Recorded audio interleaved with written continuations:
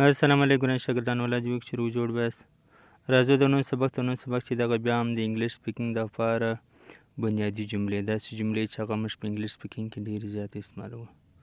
تاسو ته به معلوم وي زما د ډېره تجربه دا ده چې د ډېرو زده کوونکو د انګریزي ویونکو یوه لویه ستونزه هغه سپیکینګ وي. نو زه کله کله کوشش کوم چې تاسو یوه ویډیو جوړه کړم د سپیکینګ د جملو په باره کې. داسې جملې هغه اسانې خو دا خلک د انګریزي زده کوونکي دغه اسانه جملې نشي جوړولی. نو ما کوشش کړې اسانه خو بنیادي او ډېرې ضروري جملې زه تاسو ته راوړم. راځئ دا جملې له سره زده کړئ، خپل انګریزي سپیکینګ په مثبته کړئ.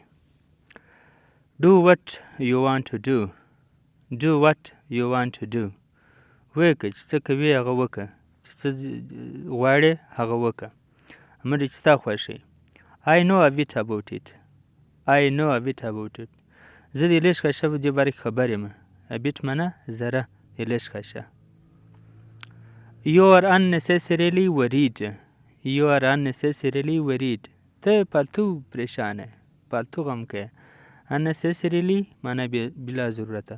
I cannot handle this anymore. I cannot handle this anymore. زه نور دا نسم سنبالوی. Anything can happen. Anything can happen. هر څه کېدای شي، پېښېدای شي. I didn't mean so. I didn't mean so. زما دا مطلب نه ولو. I have gotten nothing. I have gotten nothing. ما هیڅ نه ترلاسه. ما هیڅ نه ترلاسه کړي، هیڅ شی ما لاسته نه دی راغلی. Don't miss the accounts. Don't miss the accounts. حسابونه مه سره خرابوه. مس چې په کمره کې شیان چپه ورسته پراته وي یا حسابونه خراب دي ته مس وایي. What wrong I have done to you. What wrong I have done to you. ما په تا څه کړي دي، ما تا ته څه تاوان رسولی. Who is he to you. Who is he to you.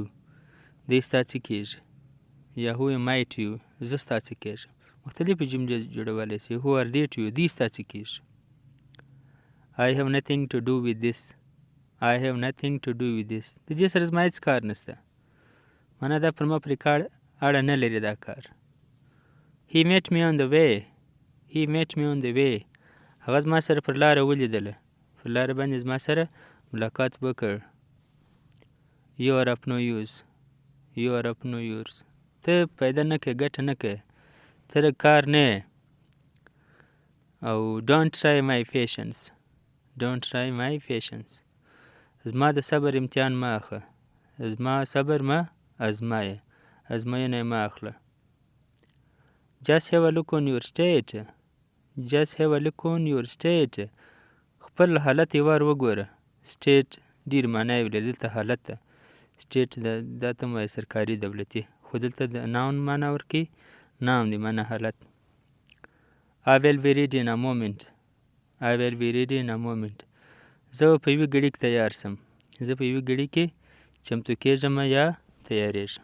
نو ګرانو شاګردانو، زموږ سره زموږ شکر دی، موږ پر دې چینل بیخي ډېر کار کړی دی، بیخي زیات، په هره برخه کې، د سپیکینګ دپاره، د وکیبلري دپاره، د ګریمر دپاره، ټینسونه، هره برخه کې تاسو غواړئ په انګریزي کې مرسته ترلاسه کړئ، هغه د زموږ چینل له ټایملاین نه ورسئ. هر څه شته، وکیبلري، مختلف موضوعات باندې وکیبلریانې شته، مختلف موضوعات ګریمر دغه سپیکینګ شته، ګریمر شته. مننه، ویډیو سره لایک کړئ، چینل سبسکرایب کړئ. الله حافظ.